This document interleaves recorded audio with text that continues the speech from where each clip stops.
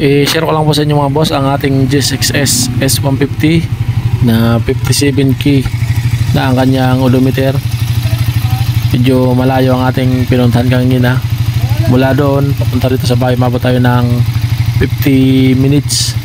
Madalas ang ating RPM ay nasa 10,000 RPM, tapos 11,000 RPM, balik-balik lang. Kaya sobrang init ng ating makina ito. Ayaw pa magano ng pan, hindi pa tumitigil yung pan dahil sa sobrang init. Hindi muna natin to papatayin na ang makina, kaya natin muna lumamig.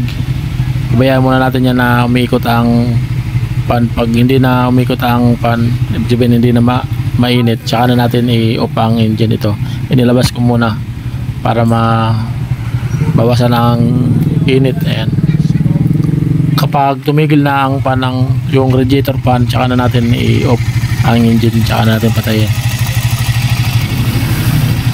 Ay mga boss, panay pa ang ikot.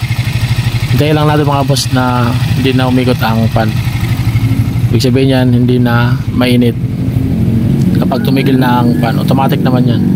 Yan, hintayin lang natin lumamig. Kasi madalas kanina